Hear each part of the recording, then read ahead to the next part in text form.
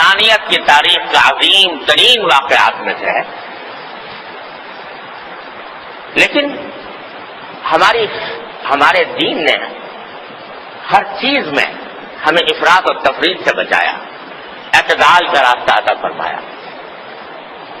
لہذا ہمارے دین میں یہ فرمایا گیا ہے کہ بندگی کا مطلب ہی یہ ہے کہ جو کچھ کہا جا رہا ہے اس پر عمل کرو، اپنی طرف سے کوئی نئی چیز مت نکالو. جو بات جس درجے میں ہے اسی درجے میں رکھو، اس سے آگے نہ بڑھو. شب معراج جس رات میں نبی کریم صلی اللہ علیہ وسلم تشریف لے گئے وہ اعلیٰ ترین رات تھی، عظیم الشان رات تھی. لیکن پوری سیرت طیبہ دیکھ لو حضور اقدس صلی اللہ علیہ وسلم کی اور صحابہ کرام، کسی جگہ کوئی ایک واقعہ بھی آپ کو ایسا نہیں ملے گا کہ جس میں بھئی فلاں تاریخ کو شب معراج ہوتی ہے یا شب معراج بنائی جائے گی، اس میں چراغاں کیا جائے گا، اس میں خاص اہتمام کیا جائے گا. کہیں حضور کی سیرت طیبہ میں صحابہ کرام کی سیرت طیبہ کا ہی نہیں ملتا. تو اگر ہم اپنی طرف سے یہ کہنا شروع کرتے ہیں بھائی شب معراج میں چراغاں کرنا چاہیے، اول تو میں نے عرض کیا شب معراج کا یقینی طور پر پتہ نہیں کون سی رات میں ہے، لیکن اگر فرض کرو پتہ چل جائے کہ 27ویں شب ہے تو اس میں کوئی خاص چراغاں یا عام دنوں کے مقابلے میں، عام راتوں کے مقابلے میں اس میں کوئی عمل عبادت کا سنت سمجھ کر کرنا درست نہیں، کسی کو بدعت کہتے. لیکن ہاں ہر رات جس رات میں بھی اللہ تعالیٰ توفیق عطا فرما دے عبادت کی، اللہ تعالیٰ کا انعام ہے اور بہت بڑی فضیلت کی چیز ہے. نمازیں پڑھو، تلاوت کرو، نفلیں کرو، پڑھو، سجدے میں جاؤ، دعائیں مانگو، جس رات میں بھی کرو، کسی رات کی تخصیص نہیں. اسی طرح روزے کا معاملہ ہے، 27 رجب کے روزے کا، تو چونکہ اس میں کوئی صحیح حدیث ثابت نہیں 27 رجب کے روزے کی، اس واسطے حضرت عمر رضی اللہ تعالیٰ عنہ سے منقول ہے کہ اگر کوئی روزہ رکھتا تھا 27 تاریخ کو تو حضرت عمر زبردستی کر کے کہتے کھانا کھاؤ، روزہ توڑو، کیونکہ یہ تم سمجھ رہے ہو کہ سنت ہے، حالانکہ سنت نہیں، نبی کریم صلی اللہ علیہ وسلم کی سنت نہیں. ہاں عام دنوں میں کسی دن بھی روزہ رکھ لے، اس دن بھی رکھ لے، لیکن سنت سمجھ کر نہیں. اس رات کو بھی جاگ لو، جاگنے میں کوئی حرج نہیں، اچھی بات ہے، لیکن سنت سمجھ کر نہیں. ویسے ہی جیسے اور راتوں میں جاگتے ہیں تو اس میں بھی جاگے، اس میں بھی عبادت کریں. اس طرح کیا جائے تو حدود کے اندر آدمی رہتا ہے اور اسی حد میں رہتا ہے جو نبی کریم صلی اللہ علیہ وسلم نے اور صحابہ کرام نے متعین فرمائی. اس سے آگے بڑھنا حد سے تجاوز ہے.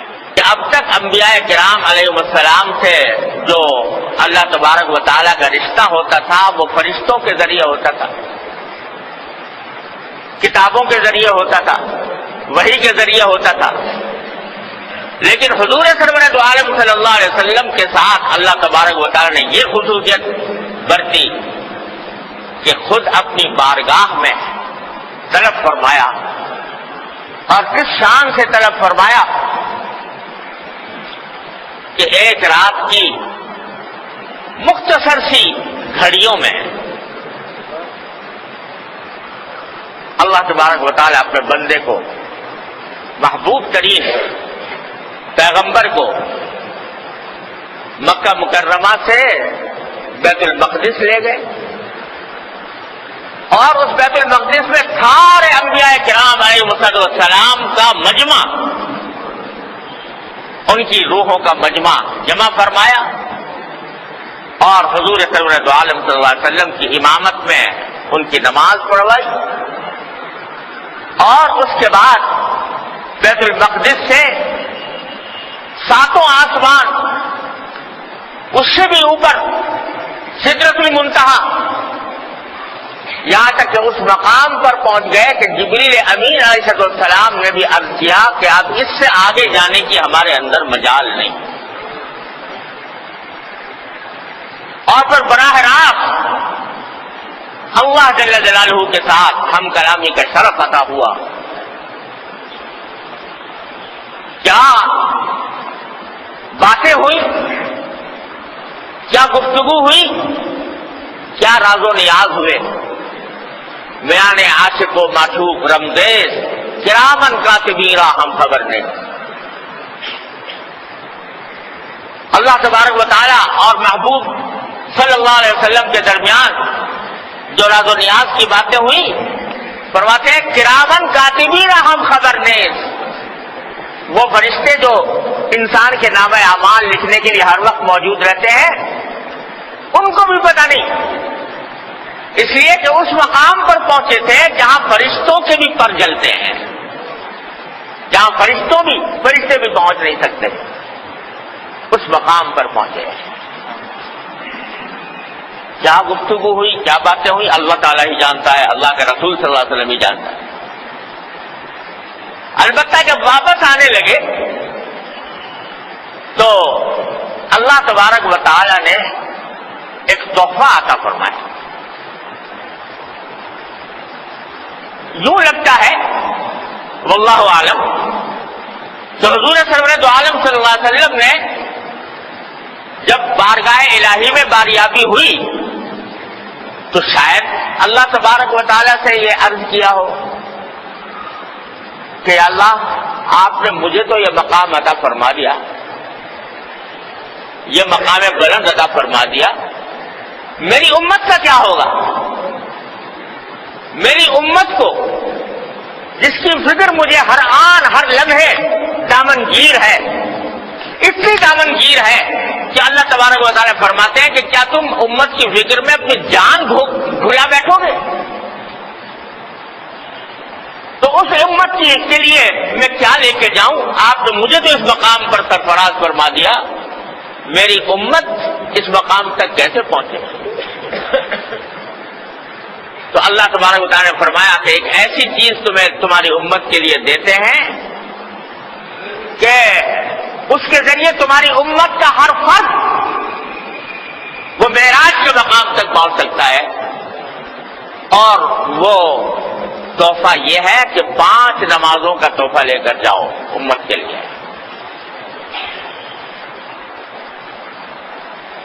یہ 5 نمازیں، ان کو فرمایا گیا حدیث میں الصلاۃ معراج المؤمنین، کہ نماز مومنوں کی معراج ہے. یعنی جب اللہ کا بندہ نبی کریم سرور دو عالم صلی اللہ علیہ وسلم کا امتی اللہ جل جلالہ کی بارگاہ میں عز و نیاز کے ساتھ کھڑا ہو کر اس کی بارگاہ میں سر بسجود ہوتا ہے، پیشانی ٹیکتا ہے، سجدہ کرتا ہے، تو اللہ تعالیٰ فرماتے ہیں کہ بندہ جس وقت سجدے کی حالت میں ہوتا ہے تو سب سے زیادہ مجھ سے قریب ہوتا ہے اس وقت جب کہ سجدہ کر رہا ہو. ہمارے حضرت مجذوب صاحب خواجہ عزیز صاحب مجذوب رحمۃ اللہ علیہ فرماتے ہیں میں جب سجدے میں سر رکھ دوں زمین کو آسماں کر دوں، میں جب سجدے میں سر رکھ دوں زمین کو آسماں کر دوں، جب پیشانی اللہ تبارک و تعالیٰ کی چوکٹ پر لگا دی تو یہ زمین آسمان بن گئی. کہاں پہنچ گیا انسان؟ سر بر قدم حسن قدم بر کلہ تاج. سر بر قدم حسن، حسن کے قدموں پر سر. حسن تو حقیقت اللہ کا حسن ہے، اللہ جل جلالہ کا حسن ہے. اس کے قدموں پر سر ہو تو سر بر قدم حسن قدم بر کلہ تاج. جس نے اپنا سر حسن کے قدموں پر رکھ دیا، اللہ جل جلالہ کے قدموں پر رکھ دیا، اس کی چوکٹ پر رکھ دیا، اس کے قدم تاج و تخت کے اوپر ہوتے ہیں.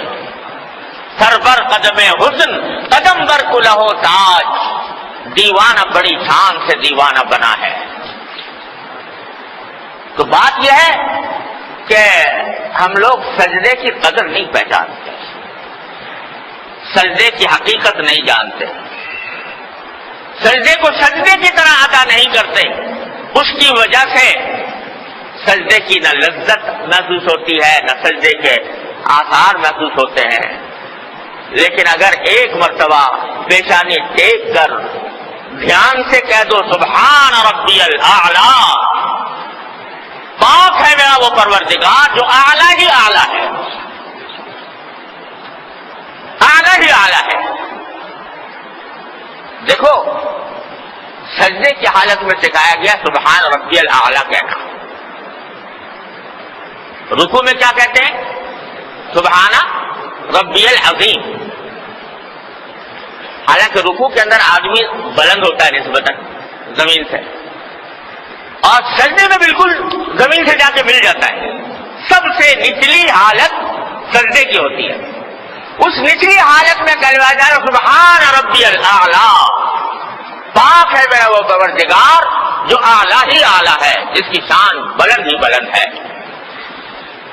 تو کیا کہا جا رہا ہے کہ اس اعلیٰ کی چوکھٹ پر میں نے اپنا سر رکھا ہے، تو اس کی چوکھٹ پر جب سر رکھا ہے تو وہ اعلیٰ ہے، اس اعلیٰ کی چوکھٹ پر سر رکھا ہے، تو اعلیٰ ذات جو ہے وہ میرے اس سر پہ رکھنے کو رائگاں نہیں جانے دے گی، بیکار نہیں جانے دے گی۔ اسی لیے فرمایا گیا کہ سجدے میں خاص طور سے نفلی نمازوں کے پھر دعائیں بھی کی جا سکتی ہیں، جو نبی کریم صلی اللہ علیہ وسلم نے دعائیں تلقین فرمائی ہیں یا قرآن میں جو آئی ہیں دعائیں، وہ ربنا آتنا فی الدنیا حسنۃ وفی الآخرۃ حسنۃ وقنا عذاب النار، یا اور دوسری دعائیں۔ تو سجدے کی حالت میں دعا کرنے کا اور ہی لطف ہے۔ تو اللہ تبارک و تعالیٰ نے امت محمدی علیہ صاحب والسلام کے لیے شب معراج میں یہ سجدوں کا تحفہ بھیجا۔ اللہ تبارک و تعالیٰ اپنے فضل و کرم سے، اپنی رحمت سے ہم سب کو حد سے تجاوز سے محفوظ فرمائے، اور معراج کا جو سبق ہے اللہ تبارک و تعالیٰ اس کو ذہن نشین کرا کر اس پر عمل کی توفیق عطا فرمائے۔ وآخر دعوانا الحمدللہ رب العالمین۔